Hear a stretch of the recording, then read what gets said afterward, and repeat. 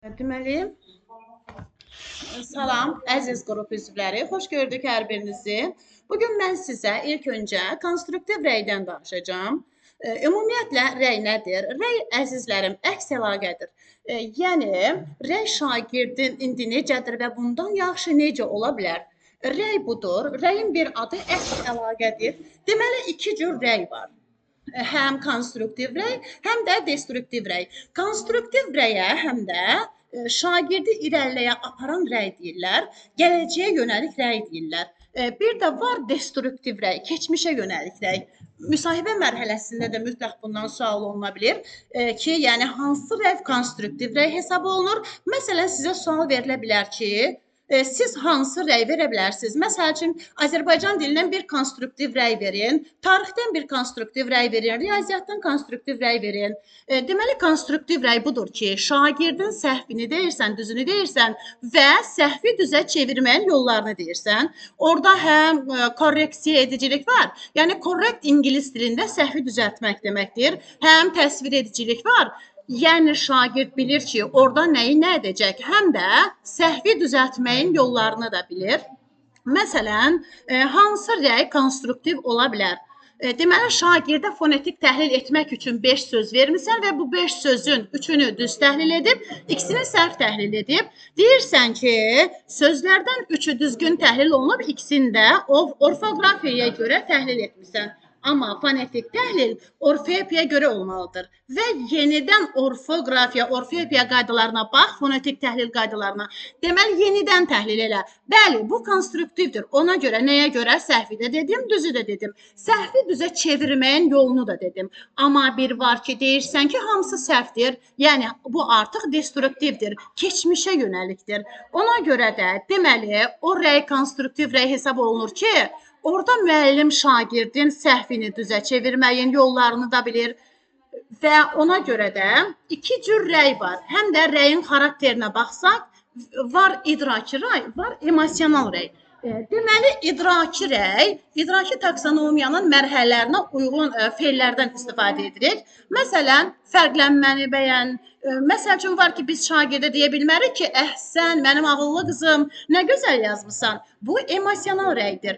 Yəni, şagird onda nəsə səhv edəndə depressiyaya düşəcək. Deməli, mən bugün nəsə yaxşı tapmamışam və mən müəllimin ağıllı qızı olmadım, zəkalı şagird olmadım. Yəni, biz şagirdə belə rəy verməməliyik. Bu emosionaldır. Yəni, mənim ağıllı qızım, sənin qardaşın da yaxşı oxuyurdu, elə sən də onu oxşamısan. Sizin nəslinizin hamısı riyaziyyatçıdır. Sən də nənənə çəkmisən, anana çəkmisən, əmilərin də belə idi və yaxud da elə sən əmlərin də belə oxuyan deyildi. Sən də onlara çəkmirsən. Yəni, bu cür rəylər verməməliyik biz şagirdlərə. Deməli, quru tərif, yalancı tərif yox. Biz idraki yönəlik verməliyik. Məsələn, şagird nəyi edir, nəyi etmir, etmədiyini də necə edə bilər? Bax, bunu öyrədəcəyik. Ona görə də, deməli, idraki rəy olmalıdır. Emosional yox. Və müəllim şagirdə rəyi elə verməlidir ki, yəni mümkün qədər spesifik olmalıdır, aydın olmalıdır. Şagird başa düşməlidir ki, orada nə edəcək? Yəni səhvi düzə necə çevirəcək? Aydın olmalıdır ona hər şey. Yəni müəllimin şagirdə verdiyi rəy spesifik olmalıdır. Faktoloji yox. Məsəl üçün faktoloji bilik nədir? Faktoloji bilikdə biz terminoloji verəndə həmişə terminlə deyirik də, amma spesifik aydındır. Açıqlaması var. Ona görə də müəllimin şagirdə verdiyi rəy spesifik olmalıdır, aydın olmalıdır. Və müəllim şagirdə rəyi zamanında, mümkün qədər vaxtında verməlidir. Əgər dərsin ortasında şagird nəyisə səhv dedisə, biz ona axıra saxlamamalıyıq. Bəzən, məsəl üçün, dərs dinləmələrdə və orada yəni müəllim şagirdə səhv eləyəndə baxırıq ki, orada zamanında verməlidir rəyi. Yoxsa dərs qutaran, dərsin axırında filan dərsin filan yerində sən səhv eləmişdin. Artıq bu müəllimin də yadından çıxa bilər, şagirdin də yadından çıxa bilər. Həmin anında verilməlidir müəllimin şagirdə rəyi. Məsələn, şagird tapşırığı səhv elədi, qrup işində və yaxud da lövhəyə çıxartdı bir səhv elədi. Müəllim anındaca ona rəy verməlidir, konstruktiv rəy verməlidir. Səhvi nədir, düzü nədir? Səhvi düzə necə çevirəcəksən? Deməli, mümkün qədər zamanında verilmiş rəy daha faydalıdır və şagird ona anındaca düzəltməyə çalışır. Ona görə də, Deməli, şagird nailiyyətlərini biz düzgün dəyərləndirməliyik və şagird nailiyyətlərini düzgün, yəni düzgün spesifik rəy verməliyik ona. Deməli, aydın olmalıdır, zamanında olmalıdır və verdiyimiz rəy emosional olmamalıdır. Şagirdi incitmədən verilməlidir. Yəni, ona əzmədən, yoxsa səndən heç nə olmaz, elə sən həmişə biləsən və yaxud da sənin başına girmir heç nə. Yəni, bu cür rəylər şagirdi tamamilə aşağı salır və depressiyaya salır. Yəni və artıq şagird özünə qapana bilir. Ona görə də biz şagirdə rəy verəndə çox diqqətli olmalıyıq ki, yəni bu rəydən şagird aydın nəticə çıxarda bilsin. Deməli, dəyərli qrup üzvləri, deməli, rəy formativ qiymətləndirməyə aid olan bir prosesdir, həm də onu deyim. Deməli, nə diaqnostikdə biz şagirdin, yəni biz rəyini vermirik. Yəni, diaqnostik qiymətləndirmədə ilkin səviyyəni yoxlayırıq. Summativ qiymətləndirmədə ölçülür, artıq orada rəy yoxdur. Deməli, rəy harda olur? Formativ qiymətləndirmədə olur rəy. İndi isə summativ qiymətləndirmədən danışacağım. Deməli, yeganə ballı rəqəmli qiymətləndirmə summativdir. Yəni, summativ qiymətləndirmə keçmişi yoxlayır. Formativ qiymətləndirmə gələcəyə yönəlir. Yəni, gələcəyə istiqamət verən, gələcəyə şagirdin istiqamətləndirən qiymətləndirmə formativdir. Yəni, formativ şagirdin bugünündən sabahına aparan qiymətləndirmədir. Yəni, deməli, həm dünənini yoxlayır, həm bugününü yoxlayır və irəliyə istiqamətləndirir. Yəni, şagirdlə addımlayır, şagird fəaliyyəti izləyən qiymətləndirmədir. Yəni, summativ qiymətləndirmə keçmişi yoxlayır. Yəni, summativ qiymətləndirmə şagirdin beynində nəyi varsa, onu ortaya qoyandır. Çünki formativdə depressiyaya düşmür, addım-addım gedir. Diaqnostikdə ilkindir, amma summativ qiymətləndirmədə isə artıq ölçü var. Yəni, yeganə jurnala yazılan, yəni dövlət jurnalına yazılan, indi elektron jurnallar da qeyd oluna bilir. Yəni, qiymətləndirmə məhz summativ qiymətləndirmədir. Deməli, summativ qiymətləndirmə şagird nailiyyətini ölçür. Deməli, əgər formativ qiymətləndirmə sırf şagirdə aiddirsə, diaqnostik qiymətləndirmə sırf şagirdə aiddirsə, yəni, amma summativ qiymətləndirmə həm şagirdin, həm də müəllimin, həm də məktəbin qiymətləndirməsidir. Hər üçünün qiymətləndirməsidir. Nəyə görə? Çünki artıq burada müəllimin fəaliyyətindən rəhbərlik də xəbərdar olur və məktəbin fəaliyyətindən sektor da xəbərdar olur. Çünki artıq ölçülən qiymətləndirmədir, yazılan qiymətləndirmədir, rəqəmlidir, ballıdır. Formativdən heç kimin xəbəri olmur, formativi yalnız müəllim izləyir. Ona görə də summativ qiymətləndirmə həm müəllimin, həm məktəbin qiymətləndirməsidir. Məsələn, tutaq ki, pedaqoji şurada deyirlər ki, 7A sinifindən bu qədər şagird riyaziyyatdan 5 alır, 80 baldan yuxarı.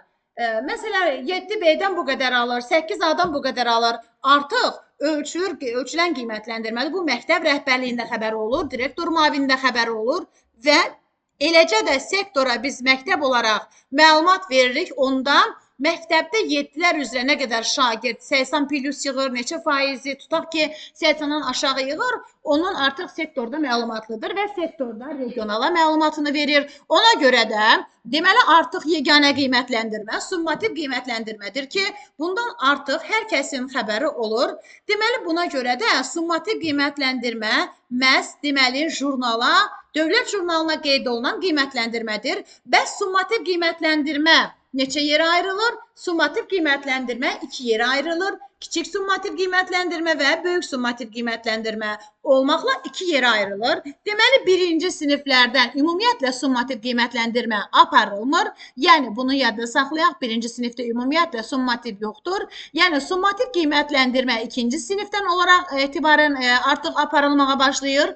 Yəni, deməli, ikinci, üçüncü siniflərdə yalnız kiçik summativlər aparılır, KSG-lər aparılır. Böyük summativ qiymətləndirmə 4-cü sinifdən sonra, yəni ibtidai sinifin son səviyyəsindən, yəni son sinifindən daha doğrusu aparılır. 4-cü sinifdən olaraq BSG-lər aparılır. Deməli, hansı ki buraxılış sinifləridir, yəni 4, 9, 11-ci siniflərdə bütün fənlərdən böyük summativ qiymətləndirmə aparılır. Bütün fənlərdən. Amma qalan siniflərdə isə 3 fəndən deməli buraxılış siniflərdən aparılır. Yəni daha doğrusu buraxılış fənlərində nə varsa o aparılır. Qalanda məktəbin seçdiyi 3 fəndən aparıla bilər. Amma 4, 9, 11-də bütün fənlərdən böyük summativlər aparılır. Hansı ki, məsələn 5-ci sinifdir, 7-ci sinifdir, 8-ci sinifdir. Bunlarda isə artıq buraxılış fənlərində hansı ki buraxılış imtahanları veriləcək, onlardan aparılır. Əlavə də məktəbin keçdiyi liseylərdə də belədir, gimnaziyalarda da belədir. Əlavə olaraq təmayül məktəblərdə də belədir. Yəni hansı məktəb hansından istəsə seçə bilər. Məsələn, bu məktəb kimya ilə fizikanı seçə bilər, tarixi seçə bilər, başqa məktəb ayrısını seçə bilər. Amma buraxılış fənlərdən mütləqdir. Ona görə də, deməli, əzizlərim, kiçik summativ qiymətləndirmələr fən müəllimləri tərəfindən aparılır və kiçik summativ qiymətləndirmələr tapşırıqları da fən müəllimləri tərəfindən hazırlanır və bunu da kiçik summativ qiymətləndirmənin tapşırıqları da hazırlayan zaman müəllim diqqətli olmalıdır. Yox, filan Lənkəranlı bir müəllim hazırlayıb ondan götürür, mən də köçürüm eləyim, yox. Deməli, biz qiymətləndirmə tapşırıqları hazırlayan zaman həm uyğunluq prinsipini nəzərə almalıyıq, həm etibarlılıq prinsipini nəzərə almalıyıq ki, biz nəyi keçmişik, onu qiymətləndirəcəyik. Keçdiyimiz mövzulardan salmalıyıq, uyğunluğu mütləq nəzərə almalıyıq və keçirəndən sonra da etibarlılığı nəzərə almalıyıq və deməli, kiçik summativin dediyim kimi tapşırıqları müəllim tərəfindən hazırlanır və deməli, fən müəllimi tərəfindən keçirilir. Böyük summativ qiymətləndirmə isə məktəb rəhbərliyi tərəfindən və ya xüsusi komissiya ayrılır və bundan bağlı və BSG-lərin keçirilməsi ilə bağlı və məktəb rəhbəri bununla bağlı əmr verir. BSG komissiyasının yaradılması yarım ilin əvvəlindən və keçirilən komissiya tərəfindən, təşkil olunan komissiya tərəfindən böyük summativ qiymətləndirmələr aparılır. Deməli, dəyərli qrup üzvlərim, kiçik summativ qiymətləndirmələr hansı ki 2-ci, 3-cü siniflərdə aparılır, orada böyük summativ qiymətləndirmə olmadığı üçün, orada yarım illik qiymətləndirmə də KSG-lərin ədədi ortası kimi aparılır. Tutaq ki, birinci summativ, ikinci summativ, üçüncü summativ aparılırsa, 3 summativ aparırsa 3-ə bölünüb yarım illik qiymətləndirmə çıxarılır. Ona görə də 30%-dən aşağı nəticə göstərmək bu qeyri-kafidir. Yəni 2 qiymətidir. 30%-dən 60% daxil olmaqla 3-dür. 60%-dən 80% arası 80% daxil olmaqla 4-dür. 80%-dən 100% arası isə artıq 5 əla, yəni 5 qiymət hesab olunur. Buna görə də summativ qiymətləndirmənin tapşırıqlarını hazırlayan zaman deməli müəllim bütün fənlərin, daha doğrusu bütün mövzuların əhatəsində çalışmalıdır. Yəni tədris materialını tam əhatə etməlidir. Yəni burada kiçik summativ qiymətləndirmələr həm balla, həm də ki deməli qiymətlə hesablanılır. Bayaq dediyim kimi, yəni əgər şagird deməli 30%-dən aşağı nəticə göstərirsə, artıq onun qiyməti 2-dir. O bal deməli 2 qrafada göstərilir, bir qrafada ballar, bir qrafada isə qiymətlər göstərilir. Yəni qiymətlər olur. Əgər həmin gün şagird gəlməyibsə, biz onda drop işarəsi qoyuruq. Yəni yarısına qayıb, yarısına qiymət üçün saxlayacağıq. Yəni və şagirdə bu 2 həftə ərzində bu KSG-ni keçirib həmən iştirak etməyən şagirdə, yəni əgər üzürlü səbəbə görə gəlməyibsə, gələndə ona keçirib qiymətini yazacağıq. Yox, əgər üzürsüz səbəbə görə gəlməyibsə, bu zaman əlbəttə ki, ora 0 yazacağıq. Yəni, balı 0 hesablanır. Bu da yarım illik qiymətləndirmədə nəzərə alınır. Çünki BSG olan siniflərdə hansı ki böyük summativ qiymətləndirmə var, ona deyəcək yarım illik qiymətləndirmə necə hesablanır, amma fərqi yoxdur. İstir BSG olan siniflər olsun, istir olmayan, əgər şagird üzürsüz səbəbdən gəlmirsə, bu zaman əlbəttə ki, o 0 yazılacaq. Deməli, biz qiymətləndirmə tapşırıqları hazırlayan zaman, biz qiymətləndirmə tapşırıqlarını səviyyələrə uyğun etməliyik, əzizlərim. Ona görə də, deməli, biz 20% birinci səviyyəni nəzərə alacağıq. Çünki asan tapşırıqlar olmalıdır, 30% asan orta olmalıdır, 30% çətin orta olmalıdır, 20% də daha çətin tapşırıqlar olmalıdır. Əgər müəllim tapşırığın hamısını asan eləyəcəksə, yenə də burada qiymətləndirmə də pozulacaq.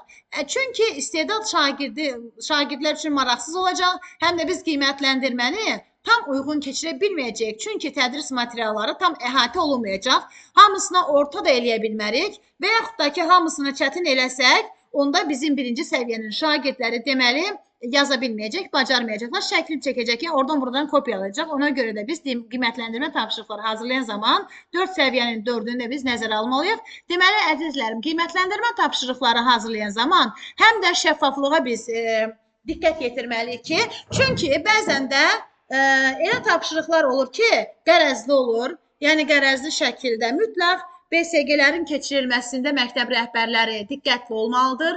Yəni, qiymətləndirmədə əvvəl deməli şagirdlərin o tam qiymətləndirməyə hazır olması, BSG-nin aparan şəxslərin ədalətli, dürüst insanlar olması, qiymətləndirmə tapşırıqlarının doğru düzgün seçilməsi, tədris materialına uyğun olması, burada olan nəzarətçilərin düzgün olması və test tapşırıqlarının yararsız olmaması.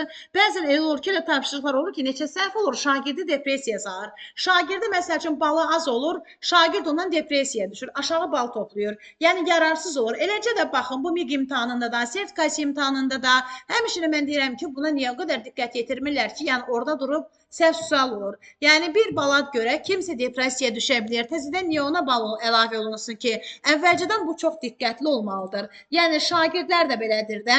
Yəni bir bala görə məsələn 79 toplayan bala aşağı olar və yaxud da ki 80 toplayar 4 olar. Ona görə də qiymətləndirmə tapşırıqlarının, yəni BSG-nin təşkili ilə olan o qərarların mövcud qaydalara uyğun olması, fən müəllimlərin, nəzarətçilərin, sinifin, yəni oradakı hər şeyin uyğun olması lazımdır. Yəni kiçik summativ qiymətləndirmə, böyük summativ qiymətləndirmə illik planlaşmağa nəzərdə tutulur, çünki ona gün ayrılmalıdır.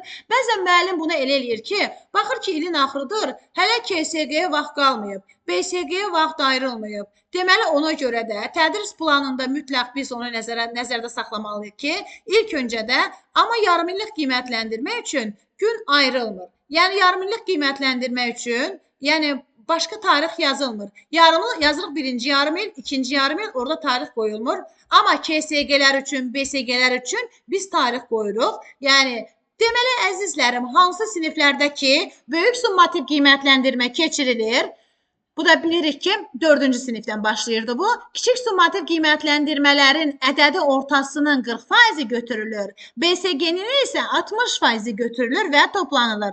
Nəyə görə BSG-nin 60%? Ona görə ki, BSG məktəb rəhbərliyi tərəfindən aparıldığı üçün daha ədalətlidir, daha şəffafdır. Müəllim ola bilsin ki, şübhələrə yol verə bilər, müəllim artıq qiymətləri yaza bilər. Ona görə də deməli, KSG-lərin ədədi ortasını 40%, BSG-lərin isə 60% götürülür və bundan da toplanılır, yarımillik qiymətləndirmə çıxarılır. Belə bir sual ola bilər ki, şagird birinci yarım ildə tutaq ki, toplayır, ya 2 alır, ikinci yarım ildə 2 alır, ikinci yarım ildə şagird 5 alır.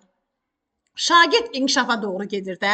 İndi deyirsiniz ki, yaxşı, biz iliyi neçə verək? Birinci yarım ildə 2-dir, ikinci yarım ildə 5-dir. 2 ilə 5-i toplayırıq, ədədi ortası 2-yə bölünür. Yəni 7-ni də 2-yə böləndə 3,5 eləyir.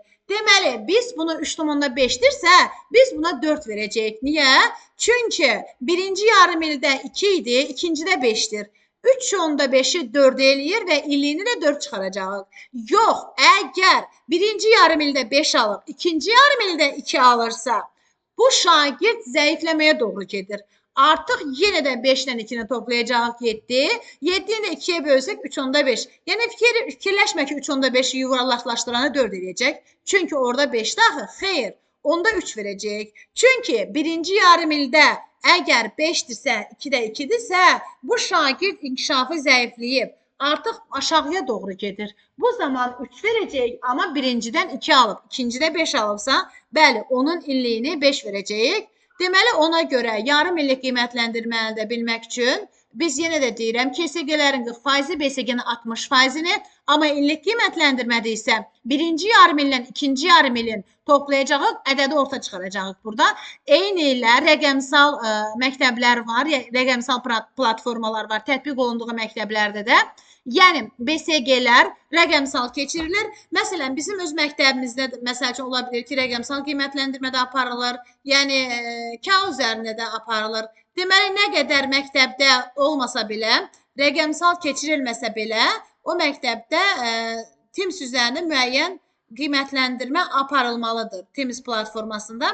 Ona görə də deməli, rəqəmsal olan qiymətləndirmələrdə yenə də deyirəm, orada da yenə biz qiymətləndirmənin şəffaflığı çalışmalıyıq, ədalətli olmalıdır. Öncədən kompüterlərin tam hazır olması, öncədən elektron resursların yerində olması, məktəbin internet təminatının yerində olması, yəni öncədən bunlara nəzarət olunmalıdır. Şagird işləyə-işləyə kompüteri doldu, yəni filan şey çat işləmədi, necə ki imtahanlarda da olur da bu. Sertifikasiyada da, MİQdə də olur, bəzən kompüterdə, yəni bəhanələr də olur, yəni kompüterim doldu deyə.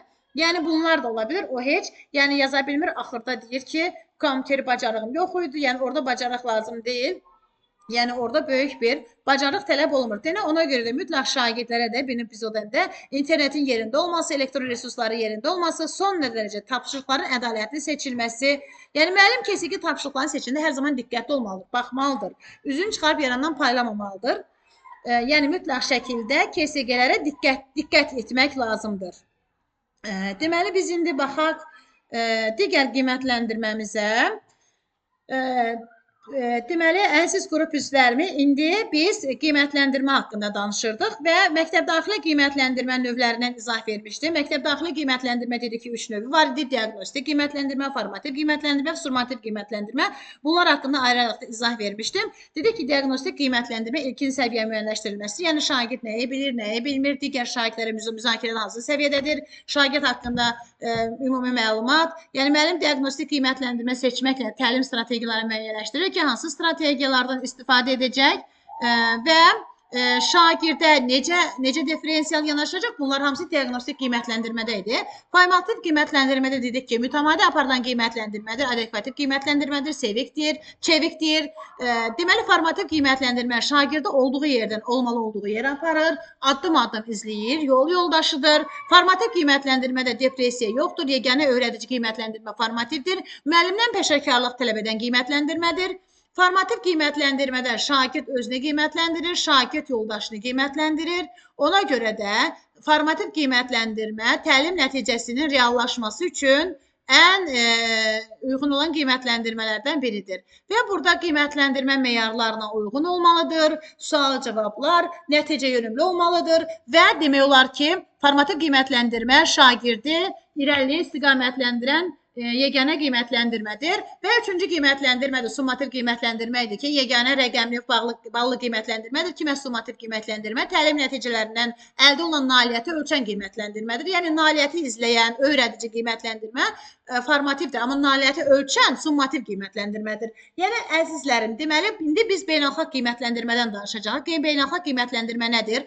Azərbaycan təhsilinin dünya təhsili ayaqlaşması, Azərbaycan təhsilinin dünya təhsili ilə inteqrasiyası, müqayisə olunması, deməli, bu beynəlxalq qiymətləndirmədə öz əksini tapır və şagirdlərin öyrənməsini təkmilləşdirmək üçün nəzərdə tutulan bir qiymətləndirmədir. Bəs hansı beynəlxalq qiymətləndirmələr var? Beynəlxalq qiymətləndirmə proqramları çoxdur, amma bunlardan ən əsas üçü Azərbaycanda istifadə olunur. Yəni, Azərbaycanın da qoşulduğu 3 qiymətləndirmə var ki, bunlar da Teams qiymətləndirmə, PERST və PISA qiymətləndirməsidir.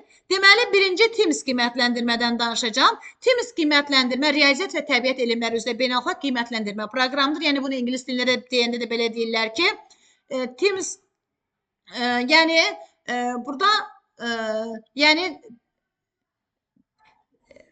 deməli, baxın, Azərbaycan dilində Azərbaycanda bu qiymətləndirməyə qoşulur və ilk dəfə 1995-ci ildə aparılmışdır bu qiymətləndirmə.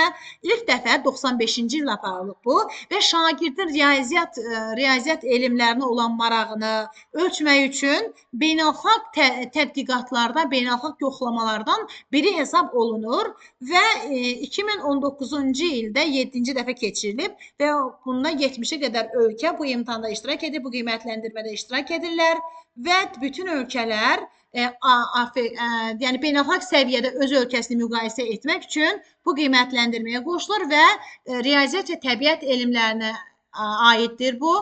Burada texnologiya, mühəndislik bilikləri də yoxlanılır. Və elə Azərbaycanda hazırda olan STEM layihəsi də onun növlərindən biridir. Və bu deməli STEM layihəsində bildiyimiz kimi təbiət elmləri, texnologiya və riyaziyyat üzrə bilikləri də ortaya çıxır və deməli burada şagirdlərin məlumatları toplanılır və müəyyən məqsədlər üçün istifadə olunur. Deməli, burada əsasən nədir? Milli səviyyədə nailiyyət trendlərinin müqayisəsi, monitorinqin olması və burada deməli aşağı nəticə göstərən sahələrin ortaya çıxarılmasıdır. Yəni, biz hansı tərəfdə aşağı nəticə göstəririk və şagirdlərin riyaziyyat təbiət elmləri üzrə nailiyyətləri ortaya çıxarılmasıdır. Yəni, əsas budur ki, biz şagirdlər haqqında məlumat toplayaq. Deməli, TEMIS-də ölkələrin əldə etdiyi nəticələr, deməli, digər ölkələrdə yəni müqayisə olunur. Baxın, güclü və zəif tərəfləri artıq müəyyən edir. Hər bir ölkə bilir ki, onun ölkəsinin zəif tərəf nədir, güclü tərəf nədir. Deməli, bu tədqiqat 4 ildən bir keçirilir. Bu TEMIS qiymətləndirilməsində 4-cü sinif şagirdlərindən başlayır. 4-cü sinif şagirdləri, 8-ci sinif şagirdləri olmaqla bu qayda ilə gedir. Çünki 8-in üstünə də 4 gələndə 12 eləyir, amma 12-ci sinifdə yoxdur. Ona görə 4-cü və 8-ci sinif şagirdlərini əhatə edən bir qiymətləndirmədir. 4 ildən bir keçirilən qiymətləndirmədir. Və əlbəttə ki, bu qiymətləndirmənin keçirilməsi şagirdlərin nailiyyətlərinə də təsir edir və 1995-ci ildən başlayırsa, bu 4 ildən bir keçirilir. Buna görə 95-də başlayırsa, 99-da, 2003-də, 2007-də, yəni 2015-də, 2019-da yəni aparılır. Yəni 7-ci dəfə də 2019-cu ildə olub, 2019-cu ildə də 7-ci dəfə olub. Deməli, TEMIS qiymətləndirilməsində Azərbaycan da daxil olmaqla 60-dan çox ölkə iştirak edib. Yəni, qiymətləndirmədə Azərbaycanın yalnız 4-cü sinif şagirdləri təmsil etmişdirlər burada. Yəni, Azərbaycan təhsilinin dünya təhsili ilə müqayisəsini həmin deməli qiymətləndirmə üzrə zəif tərəflərimizin, güclü tərəflərimizin ortaya çıxmasına səbəb olur və artıq bilinir ki, şagirdlərdə hansı tərəflər üzrə çox işləmək lazımdır. Növbəti qiymətləndirməsi isə PIRLS-dir. PIRLS qiymətləndirmə də beynəlxalq və tədqiqat, yəni bu qiymət oxu və mətn anlama keyfiyyətini araşdırmağa xidmət edir. Yəni oxuyub anlamaya xidmət edən qiymətləndirmədir. Deməli burada deməli şagirdlərin deməli təhsil nailiyyətlərinin qiymətləndirilməsi beynəlxalq assosiasiyanın tədqiqat mərkəzi tərəfindən yoxlanılır və bu qiymətləndirmə 5 ildən bir keçirilir. Deməli, TEMIS qiymətləndirmə 4 ildəndir, amma PIRLS 5 ildən bir keçirilir. Burada demək, oxu strategiyaları yoxlanılır, oxu bacarıqları, oxuyub anlama yoxlanılır. Oxu bacarıqları üzrə beynəlxalq tədqiqat, deməli, 4-cü sinifdə oxu materiallarının qavranılması, beynəlxalq qiymətləndirməsi.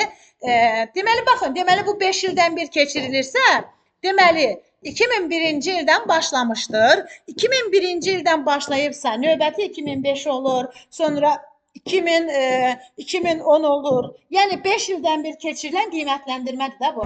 Deməli, PIRLS ölkələrin əsasən oxu tədrisini təkmilləşdirilməsi üzrə yoxlayır. Yəni əsasən oxunu yoxlayır. Ölkənin öz milli təhsil sistemini inkişaf etdirmək məqsədilə bu layihələrə qoşulur ölkələr. Bəs deməli, baxın, burada əsasən oxu tədrisində zəif və güclü tərəflərin ortaya çıxarılması, kurikulum üzrə müəyyən o fəaliyyətlərin stimullaşdırılması və ölkə təhsili ilə dünya təhsilinin inteqrasiyası, ölkə təhsili ilə dünya təhsilinin müqayisəsi. Əsas bunlar ortaya çıxarılır burada və oxu bacarıqlarının formalaşdırılması araşdırılan tədqiqatlarla deməli, hansı tərəflər güclüdür, hansı tərəflərin üzərində hələ də işləmək lazımdır. Ona görə də deməli 5 ildən bir aparılan bu qiymətləndirmə 2001-də başlayıbsa, deməli dediyimiz kimi 2006-da, 2011-də, 2016-da, 2021-də, yəni bu qayda ilə gedir. Yəni 5 ildən bir olur.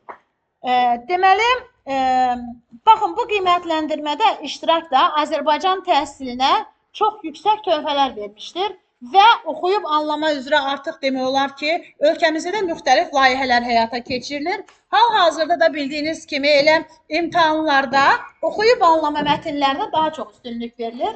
4-cü siniflərin monitorinqində, 6-cı siniflərin monitorinqində, sonra 9-cu sinifin Azərbaycan dili buraxılış imtahanlarında, 11-ci sinifin buraxılış imtahanlarında oxuyub anlamaya çox yüksək qiymət verilir.